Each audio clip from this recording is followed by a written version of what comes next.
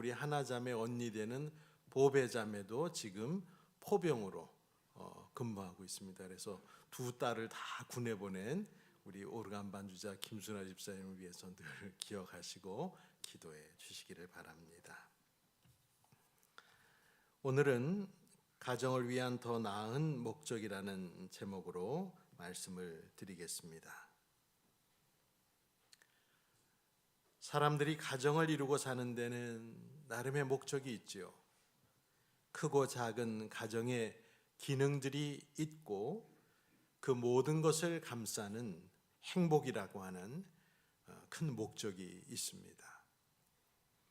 하나님의 자녀된 그리스도인들은 이런 일반적인 가정의 목적을 뛰어넘어서 더 나은 가정의 목적이 있다는 것을 아는 사람들입니다. 혹시나 알지 못하였다면, 그리고 그 사실을 무시하고 살아간다면 가정은 안팎의 충격에 크게 망가질 수 있습니다. 오늘 이 강단에서는 가정을 위한, 구체적으로는 부부 생활을 위한 하나님의 기대를 생각해 보고자 합니다. 미혼이거나 홀로 되셨거나 독신주의인 분들에게도 진실한 사랑을 생각할 시간이 된다면 좋겠습니다. 가정은 부부와 그리고 부부가 낳은 자녀로 보통 관계가 이루어지죠. 부모와 자녀의 관계가 중요하지만은 부부관계의 중요성을 넘어설 수는 없습니다. 바르고 건강한 부부관계, 그리고 부부가 추구하는 결혼 생활의 목적과 부부 생활의 이해가 결국에는 임신과 출산과 자녀 양육, 부부의 노화에 이르는 인생의 전 과정, 가정의 성장 과정에 든든한 주춧돌 역할을 하게 되어 있습니다. 그리스도의 사람들에게는 분명 통속적인 결혼관보다 더 나은 가정의 목적, 그리고 결혼의 목적이 있습니다. 우리들 중에 결혼하신 분들, 요즘 여러분들 결혼 생활은 안녕하십니까? 여러분이 생각하는 지금의 결혼 생활이 처음에 생각했던 결혼과 어떤 차이가 있습니까? 저의 결혼 생활을 돌아보면은 저는 연애를 통해서 아내를 만나 20대의 남자와 20대의 여자로 결혼이라는 관문을 통과해서 마침내 바라던 가정을 이루었습니다. 하지만 그렇게도 함께하고 싶어 했던 결혼이었음에도 미숙한 저와 미숙한 아내가 만들어내는 단점들은 시간이 갈수록 격렬해지는 때도 있었습니다. 너무나 사소한 일로 다투고 서로의 화를 돋구며 인정받기를 원한 일들도 무수히 떠오릅니다. 서로를 시험한 격이 되었고 서로를 제대로 존중하지 못하는 죄를 짓기도 하며 그래서 용서를 구하기도 했습니다. 생각지 않은 격한 관계는 마음을 상하게 하고 자존심을 상처 입히고 또 내 자신에 대한 실망과 아울러 배우자에 대한 실망도 함께 경험했습니다. 사랑을 열망하면서도 그 마음은 너무나 자주 미움으로 옮겨갔다라고 하는 책 속에서 본 문구가 딱 맞는 것 같습니다. 저 자신의 30년 가까운 결혼 생활을 돌아보면 결혼이라는 그 관계 속에서 철저히 깨어진 세상의 죄 많은 존재로 살아가는 현실을 날마다 경험하지 않을 수 없었습니다. 결혼 생활은 저의 죄를 보여주는 거울과 같았습니다. 그러면서 30년 가까운 세월 동안 아내와 함께 웃고 울고 기도하고 또 두 아들을 낳아서 키웠습니다. 아마도 저희 부부의 부부생활 발전사는 보통 사람들 수준이었을 거라 생각합니다. 기복이 있고 다툼과 갈등도 있었지만은 알맞은 화해와 자기 성찰을 통한 회복이 그때그때마다 주어졌던 것 같습니다. 무엇보다 주님의 은혜였습니다. 하지만 죽어가기 직전의 부부관계도 세상에는 많습니다. 죽어가는 가정, 얼어붙은 가정, 행복을 꿈꾸었으나 결국 악몽으로 변해서 이혼으로 끝을 맺는 많은 커플들, 끊임없는 고행의 훈련장에 불과한 부부 생활 때문에 가정은 힘을 잃어가고 더불어 교회도 거룩의 힘을 잃어가고 있습니다. 죽어가고 시들어가는 가정에 특단의 대책이 필요해 보입니다. 이번에 교회에 비치한 심장 자동 충격기를 구입하면서 제가 새롭게 한 사실이 하나 있는데요. 심장 자동 충격기는 멈춘 심장을 다시 뛰게 만드는 기계가 아니라는 걸 알았습니다. 오히려 일단 심장을 완전히 멈추도록 하는 기계라는 것을 알았습니다. 심장의 세포 중 하나가 제멋대로 전류를 내보내는 등등의 이유로 이 전류 신호가 꼬여버리면 심장 전체에 혼란이 발생해서 제대로 박동하지가 않고 가늘게 떨리는 심실세동이 발생하게 된다고 합니다. 우리가 말하는 심장마비죠. 이때 순간적으로 강한 전류를 흘려서 심장의 그 세동을 제거하여 심장을 완전히 멈추게 한 후에 다시 전류 신호를 정상화시키도록 하는 기계가 심장 자동 충격기라는 것이죠. 그래서 제세동기라는 이름이 그래서 붙었다는 걸 처음으로 제가 알았습니다. 컴퓨터에 이상이 생기면 컴퓨터를 다시 껐다가 켜야 정상화되는 것처럼 가늘게 떨리는 세동을 완전히 멈추어야만 심장이 다시 정상적으로 뛸 수 있다는 것입니다. 그야말로 의미심장합니다.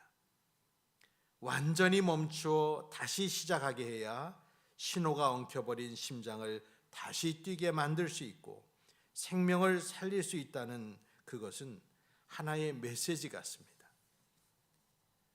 다음 달 주일 오후에 시작될 신앙훈련학교에서 다룰 부부 관계에 대한 책을 쓴 게리 토마스라는 분은 결혼의 목적은 행복이 아니라고 말합니다. 결혼 생활의 가장 큰 목적은 행복이 아닌 우리가 결혼 생활을 통해 이전보다 더 거룩해지는 것이라고 했습니다. 결혼의 행복은 힘든 결혼 생활을 통해 거룩해진 우리에게 주어지는 하나님의 보너스라는 것입니다. 그것이 결혼 생활의 행복이다. 사도 바울은 성경 데살로니가전서 4장 3, 4절에서 하나님의 뜻은 너희의 거룩함이라라고 말하면서 각 사람이 자기의 아내를 거룩함과 존귀함으로 대하라 그렇게 말합니다. 성경 데살로니가전서 4장 3, 4절을 읽어보면 하나님의 뜻은 이것이니 너희의 거룩함이라. 곧 음란을 버리고 각각 거룩함과 존귀함으로 자기의 아내 대할 줄을 알고. 이 거룩한 사람이 되라는 이 말씀은 그 맥락이 이 말씀이 뜻하는 구체적인 뜻은 음행을 멀리하면서 아내의 몸을 존경하는 마음으로 거룩하게 대하라는 뜻입니다. 그래서 공동번역본 같은 경우는 이 부분을 번역할 때 각각 존경하는 마음으로 거룩하게 자기 아내의 몸을 대하고 라고 나와 있습니다. 아내의 몸을 거룩하게 대하라는 거예요. 존경하면서 대하라는 겁니다. 생각보다 거룩은 우리의 삶과 가깝습니다. 그래서 부부간의 포옹도 사실은 거룩한 포옹이 될 수 있습니다. 사람들이 잘 아는 교부 아우구스티누스, 우리가 어거스틴이라 부르는 아우구스티누스는 결혼의 3가지 유익을 말했습니다. 첫째는 자손을 낳는 것이고, 둘째는 성적인 죄를 짓지 않도록 하여 정절로서 믿음을 지킬 수 있게 해주는 유익이 있다 말했고, 마지막으로 거룩을 꼽았습니다. 결혼을 영적으로 본 것이죠. 결혼의 성례전적인 측면, 다시 말해 에베소서 5장에서 바울이 교회와 그리스도의 관계로서 부부 관계를 말한 것과 같습니다. 결혼은 하나님께 영광이 되고 죄악된 세상과 화목하시려는 창조주 하나님을 보여주는 성례라는 것이죠. 에베소서 5장은 너무나 분명하게 그리스도와 그분의 교회에 비유하여 인간들의 결혼 생활을, 결혼 관계를 말씀했습니다. 에베소서 5장 29절로 33절을 읽어보면 함께 읽었으면 좋겠습니다. 누구든지 언제나 자기 육체를 미워하지 않고 오직 양육하여 보호하기를 그리스도께서 교회에게 함과 같이 하나니 우리는 그 몸의 지체임이라. 그러므로 사람이 부모를 떠나 그의 아내와 합하여 그 둘이 한 육체가 될지니 이 비밀이 크도다. 나는 그리스도와 교회에 대하여 말하노라. 그러나 너희도 각각 자기의 아내 사랑하기를 자신같이 하고 아내도 자기 남편을 존경하라. 하나님께서는 우리가 결혼 생활을 통해 이전보다 더 거룩해지는 것을 바라십니다. 사실은 이것이 결혼 생활을 위한 무슨 5가지 수칙이라든가 부부의 소통을 위한 10가지의 방법, 그런 것보다 훨씬 더 중요합니다. 결혼을 왜 하는지, 왜 결혼 생활을 유지해야 하는지를 사람들은 과연 알고 있을까요? 인간적 관점에서 보면 우리는 육체적인 안락과 욕망과 기대가 충족되는 한 결혼 관계를 유지할 것입니다. 그러나 하나님의 관점은 다를 수가 있습니다. 하나님의 관점에서 보면 결혼이 하나님께 영광이 되고 죄악된 세상과 화목하시려는 하나님 아버지를 보여주기 때문에 우리는 결혼 관계를 지켜내야 됩니다. 에베소서 5장 31절 32절은 말하죠. 그러므로 사람이 부모를 떠나 그의 아내와 합하여 그 둘이 한 육체가 될지니 이 비밀이 크도다. 이 비밀이 크도다. 오늘날 우리 현대인들은 낭만을 결혼에 매우 중요한 요소로 생각합니다. 하지만 사랑하는 사람과 결혼해야 된다라고 하는 생각은 불과 한 200년 정도밖에 인류 역사에 안 됐다는 것이죠. 옛 어른들이 흔히 말하기를 결혼하고 첫날 밤에 배우자의 얼굴을 제대로 처음 보았다는 그런 식의 결혼이 과거에는 일반적인 결혼의 형태였습니다. 가문과 가문이 만나고 그리고 결혼 정년기에 사람들을 어른들이 맺어주면 그것을 천생배필로 알아서 배우자에게 맞춰 살아가고 가문을 이루었던 인류의 오랜 세월과 그 인류의 조상들. 낭만적인 사랑의 개념이 실제로 고대에는 희박했다는 것입니다. 과거 한국의 어느 역사가가 했던 말도 제가 떠오릅니다. 왜 과거의 남자들이 첩에 그렇게 열광을 했는가? 첫 번째 정실 부인은 집안이 정해주지만 첩은 내가 좋아서 사랑해서 택하기 때문에 첩에 열광했다는 것입니다. 결혼해서 낭만적 사랑은 결코 나쁜 것이 아니죠. 아가서 같은 성경은 우리에게 꿀 떨어지는 남녀 간의 사랑을 알려줍니다. 그래서 유대인들은 30세 이전에는 아가서를 연구하지 못하도록 하는 그런 법도 있습니다. 그러나 낭만이 귀하고 좋은 것이지만 결혼이 낭만으로만 유지될 수 있다거나 배우자 선택에서 낭만적 사랑을 최우선으로 중요하게 생각하는 그것이 얼마나 많은 결혼이라는 배를 난파시켰는지를 우리는 생각해 봐야 됩니다. 다윗조차도 로맨스를 추구하다가 앞선 6명의 아내가 있음에도 남의 아내인 밧세바를 강제로 끌어다가 중죄를 저질렀습니다. 낭만이 사라지면 또 다른 낭만적인 사랑을 찾아 떠나고 매력을 잃으면 다른 사람으로 향하는 것은 하나님의 뜻에서 나온 결혼 이미지가 아니라는 것입니다. 오늘 우리가 읽었던 고린도전서 7장은 결혼에 대한 가르침입니다. 결혼과 독신에 대한 의견이 섞여 있는데 언뜻 보면 바울이 결혼을 하려는 것인지 혼자 살려는 것인지 너무 애매하게 느껴집니다. 고린도 교인들이 질문한 것에 대한 답으로서 꽤 긴 구절을 정말 이 고린도전서 7장을 할애해서 결혼에 대해서 말해놓고 38절에서 40절에 결론적으로 뭐라고 말하는가를 보십시오. 고린도전서 7장 38절로 40절을 제가 읽으면 그러므로 결혼하는 자도 잘하거니와 결혼하지 아니하는 자는 더 잘하는 것이니라. 아내는 그 남편을 살아있는 동안에 매여 있다가 남편이 죽으면 자유로워 자기 뜻대로 시집갈 것이나 주 안에서만 할 것이니라. 그러나 내 뜻에는 그냥 지내는 것이 더욱 복이 있으리로다. 나도 또한 하나님의 영을 받은 줄로 생각하노라.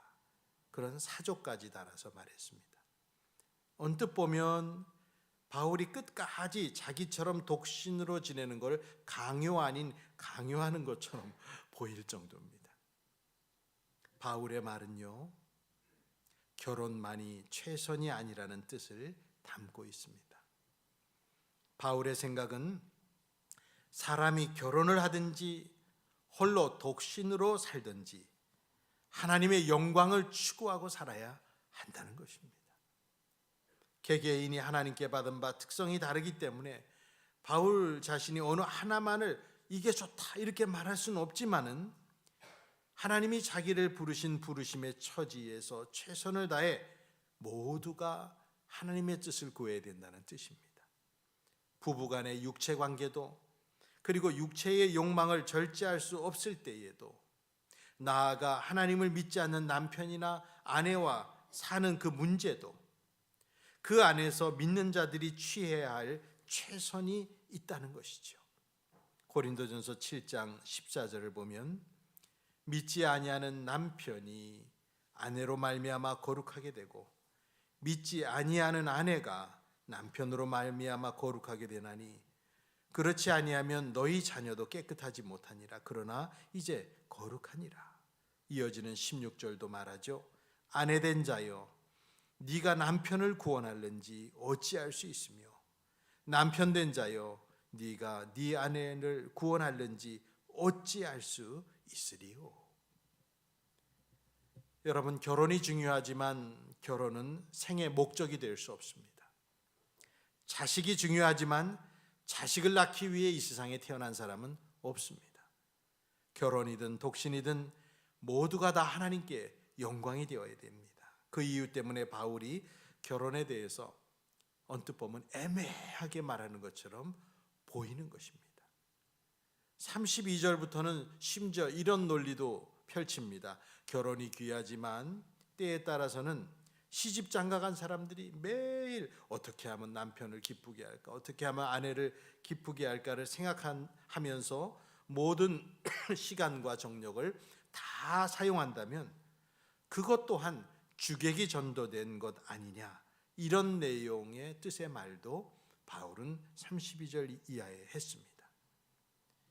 바울은 그러나 자기 말을 사람들이 곡해하기가 쉽기 때문에 오해하지 않기를 바라며 엄청나게 조심스럽게 그러나 단호하게 이렇게 말합니다. 고린도전서 7장 35절에 내가 이것을 너희에게 말함은 너희의 유익을 위함이요 너희에게 올무를 놓으려 함이 아니니 오직 너희로 하여금 이치에 합당하게 하여 흩뜨러짐 없이 주를 섬기게 하려 함이라. 절대 오해하지 말아라. 이렇게 고린도전서 7장이 주님이 부르신 자리에서 독신이든 결혼의 모습이든 최선을 다해 주를 섬기라고 한 것이라면 우리가 두 번째 본문으로 읽은 에베소서 5장 목사들의 단골 주례사 본문인 그 성경 본문을 통해서는 결혼한 부부들이 헌신적인 사랑과 존경을 통해 이룰 수 있는 그 거룩함을 말씀하고 있습니다. 앞선 고린도전서 7장이 결혼을 하라는 것인지 말라는 것인지 언뜻 헷갈리는 말씀이었다면 에베소서 5장의 말씀은 이게 지금 부부 관계를 말하는 것인지 그리스도와 교회 관계를 말하는 것인지 또 헷갈리는 본문입니다. 사람이 부모를 떠나 아내와 합하여 한 육체가 되라 하시면서 나는 그리스도와 교회에 대하여 말하노라 32절에 또 이렇게 말을 하니 그렇게 느낄 수밖에요. 앞선 22절부터의 9절에서도 남편과 아내 간의 복종과 사랑을 말씀할 때 교회와 그리스도와의 관계에서 이루어지는 복종과 사랑의 관계에 빗대서 말씀을 합니다. 성도 여러분, 우리는 결국 결혼을 통해서 하나님을 발견하고 하나님의 사랑이 어떠한가를 깨닫게 됩니다. 결혼이 우리를 하나님께로 이끌고 가정생활이 우리의 성화를 만들어내는 것입니다. 결혼에 대한 이런 주님의 뜻을 우리가 받든다면 결혼 생활은 우리를 깨끗하게 할 것입니다. 사도 바울은 그것의 예를 에베소서 5장 26절 27절로 들었습니다.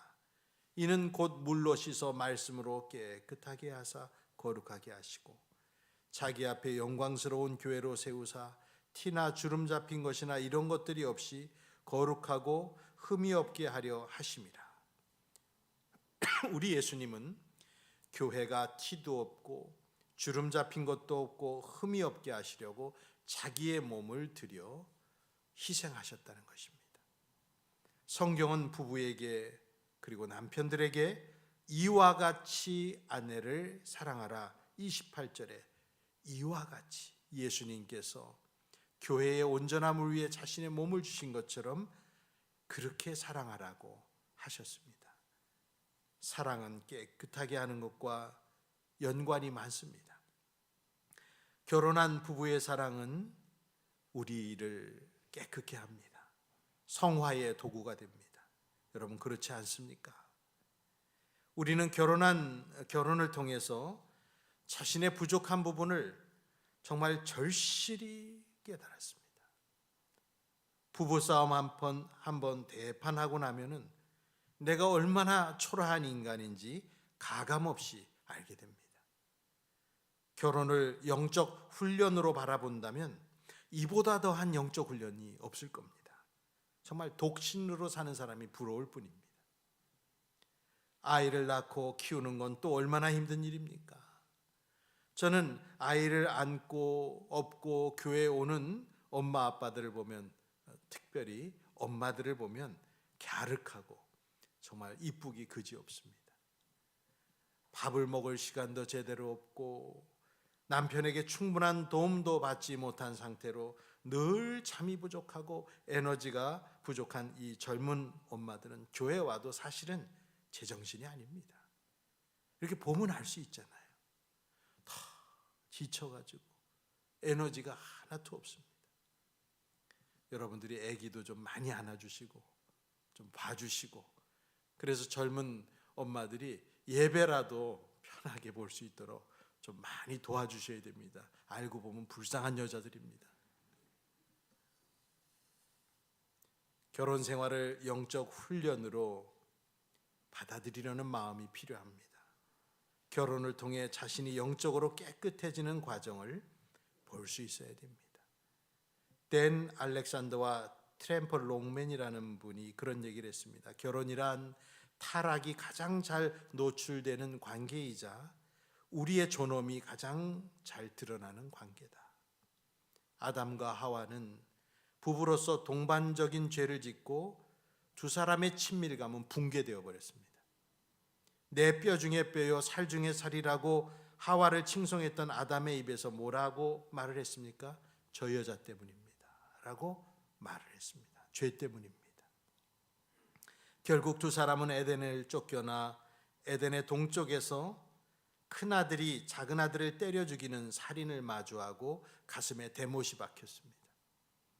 귀한 첫아들 가인은 세상을 유리하는 떠도는 악인들의 조상들로 내어주게 됐습니다. 이 같은 고난이 또 어디 있고 이런 용광로가 또 어디 있겠습니까? 앞서도 말씀드렸지만 저의 결혼 생활은 저의 죄를 비춰주는 거울인 것 같이 느껴집니다. 아내와의 관계, 자식들과의 관계를 통해서 제가 얼마나 속 좁은 사람인지를 숨길 수 없이 알게 됐고, 관용하지 못하고 쉽게 서운해하고 큰 사랑으로 품지 못하고 희생하지 못하는 저 자신을 마치 거울 보듯 본 시간이었습니다. 우리는 서로 용서하고 품어주고 아플 때 도와주고 각자의 원 가족이 고통을 당하면 내 살을 내어서라도 희생하며 사랑에 동참해야 됩니다. 서로를 배려하고 존중하며 상대방의 추한 모습조차도 그리스도가 교회에 하신 사랑을 생각하며 품고 용서해야 됩니다. 그래서 복음으로서 재조정된 마음으로서 부부관계를 새롭게 바라보고 상대의 입장을 이해하고 대화하려는 노력이 필요합니다. 에베소 4장 32절은 말씀합니다. 서로 친절하게 하며 불쌍히 여기며 서로 용서하기를 하나님이 그리스도 안에서 너희를 용서하신 것 같이 하라. 이 말씀은 성도 간에만 적용할 것이 아니라 먼저는 부부관계에 적용해야 됩니다.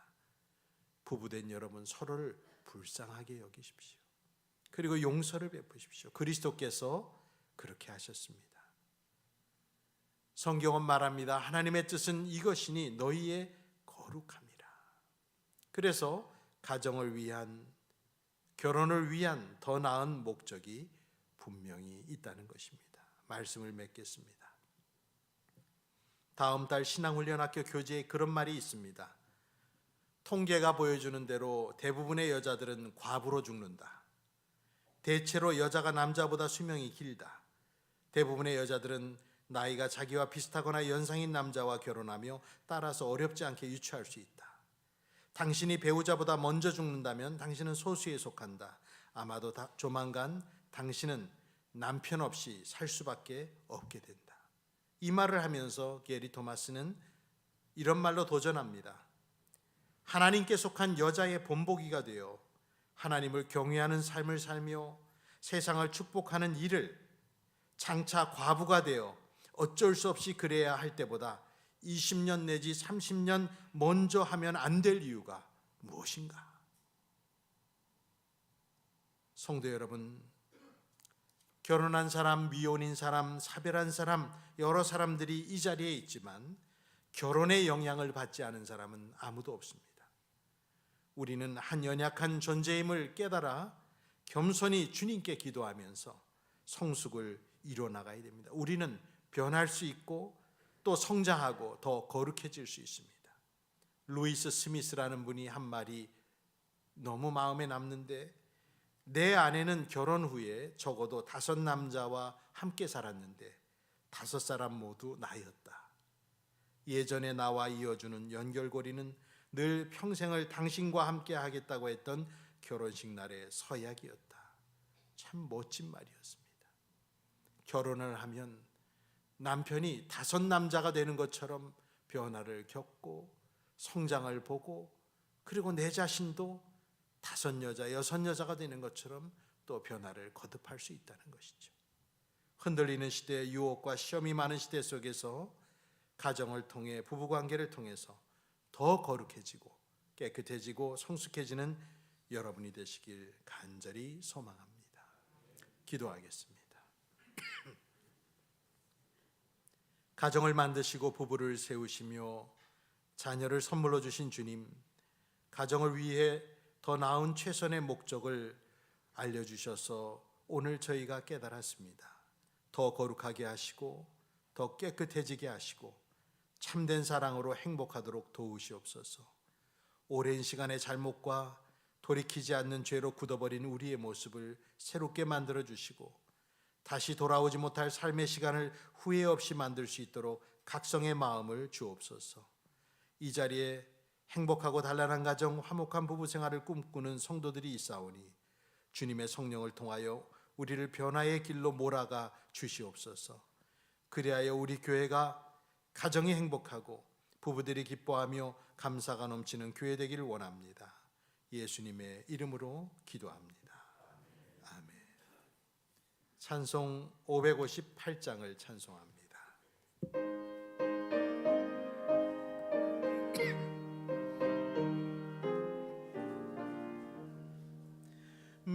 믿어보라 주의 가정 반석 위에 섰으니 비바람이 불어쳐도 흔들리지 않으리. 하나님을 믿는 마음, 서로 믿는 마음, 얼기설기 하나 되어 믿으면서 살리라. 평화롭다 주의 가정, 아늑하다 그 품이, 따뜻하고 포근하여 마음 놓고 쉬리라. 미소하는 얼굴들에 주의 마음 소리요. 하늘 평화 풍기면서 서로 살리라. 즐거워라 주의 가정, 사랑의 샘 솟는다. 메마른 땅 적시어라. 물이 올라고 빈다. 너도 나도 어깨 펴고 노래하며 즐기니 흐뭇하게 퍼져가는 온누리에 아끼라.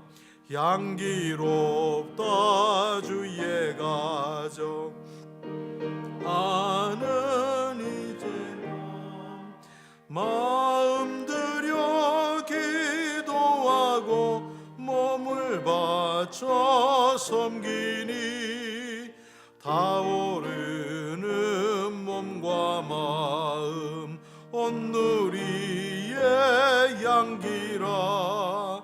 흐뭇하게 퍼져가는 온누리의 향기라.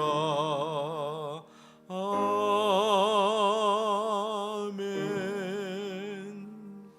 기도합니다.